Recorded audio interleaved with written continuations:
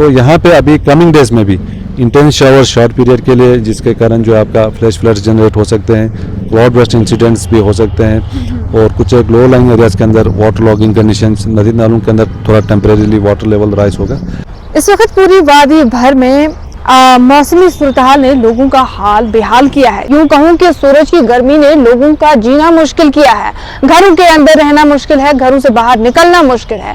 वही अगर देखें तो मौसम विभाग बार बार ये कोशिशें करती रहती है कि लोगों को अवेयर किया जाए कि मौसमी सूरत-हाल किस तरीके से रहे। इनकी कोशिशों को सराहना करते हुए हमारे साथ इस वक्त मौजूद है मेट्रोलॉजिकल डिपार्टमेंट के डायरेक्टर मुख्तार साहब। मुख्तार साहब, बहुत शुक्रिया आपका वक्त देने के लिए। आपसे जानना चाहेंगे कि इस वक्त मौसम ने हमारे सूरत-हाल बिगाड़े हैं और ये बिगड़ते हुए सूरत-हाल कब तक देखने को मिलेंगे?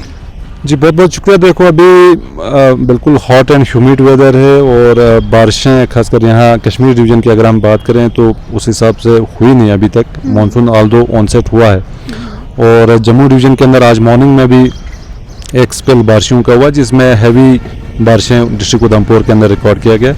तो अभी जो मौसम में आज डे टाइम में भी थोड़ा गर्मी रहेगा, टुवार्ड्स इवनिंग जो है मौसम जो है करवट ले सकता है। और यहाँ वैली के अंदर लाइट टू मॉडरेट बारिशें और जम्मू डिवीज़न के अंदर towards late night early morning के आसपास जो है हैवी शावर्स के चांसेस हैं। फिर 5th को जो है यहाँ मौसम थोड़ा ओवरऑल इंक्रीमेंट रहेगा, जनरली क्लाउडी, बारिशों के साथ साथ थंडरस्टॉर्म लाइटनिंग, और कुछ एक ज़िलों के अंदर खासकर डिस्ट्रिक्ट कुलगाम और अनंतनाग के अंदर जो है हैवी बारिशों के भी चांस हैं, खासकर 5 को। फिर 6 को जो है इतना ज़्यादा एक्टिविटी नहीं है। जम्मू डिवीज़न के अंदर हैवी बारिशों के चांस हैं डिस्ट्रिक्ट जम्मू, रियासी, उधमपुर और उसके साथ साथ कठुआ सांबा में। और 7th ऑनवर्ड्स मौसम जो है फिर से खुल रहा है और फिर से जो है हॉट एंड ह्यूमिड वेदर एक बार फिर देखने को मिल सकते हैं। तो गर्मियाँ अभी फ़िलहाल 8 तारीख के बाद लगभग 10 तक गर्मियाँ फिर से रहने के चांस हैं, बीच में 3 दिन या 4 दिन। फिर 11th ऑनवर्ड्स फिर से जो है हल्की बारिशें या मौसम थोड़ा सा आबरालूद बना रह सकता है, बीच बीच में ओकेजनली धूप भी खिल सकता है। जानना चाहूँगी कि ये क्लाइमेटिक असर जो अभी वादी पर है कितने बढ़ने के चांसेस है? देखो कमिंग डेज में भी खासकर जुलाई का महीना हमेशा यहाँ पे हॉट एंड ह्यूमिड रहा है, इससे पहले भी, और जो ऑल टाइम्स हाईएस्ट है 38 डिग्री सेल्सियस जुलाई के महीने में 1946 के ईयर में। तो इस टाइप का जो वेदर है जुलाई में ओवरऑल देखा गया हॉट एंड ह्यूमिड वेदर। अब ये है कि थोड़ा टेम्परेचर का इतना ज़्यादा मसला नहीं है, लेकिन ह्यूमिडिटी फैक्टर जब इसमें आ जाता है तो थोड़ा लोगों को अनकम्फर्टनेस फील हो जाता है। तो कमिंग डेज में भी खासकर जैसे 7 से लेकर 10 तक उस बीच भी जो है गर्मी फिर से बढ़ सकती है। और एक्सटेंडेड ड्राई स्पेल जब भी रहता है खासकर जुलाई के महीने में, सपोज 1 हफ्ता या 10 दिन बीच में अगर बारिश नहीं हुआ तो गर्मी ऑटोमेटिकली बढ़ता है। वैसे भी पीक समर है और उसके साथ साथ ह्यूमिडिटी फैक्टर भी है, तो गर्मियाँ जो है हमेशा अनकम्फर्ट यहाँ पे फील कराती है जुलाई के महीने में। बाकी एक स्पेल बारिशों का खासकर 4, 5, 6, 7 तक थोड़ा 2-3 दिन का राहत लोगों को मिल सकता है। तो फिलहाल सुबह जो है हमने देखा कई जगहों पर स्कैटर्ड प्लेसेस पे हम देख रहे हैं बारिशें, जहाँ से धूप देख रहे हैं वहाँ से बारिशें।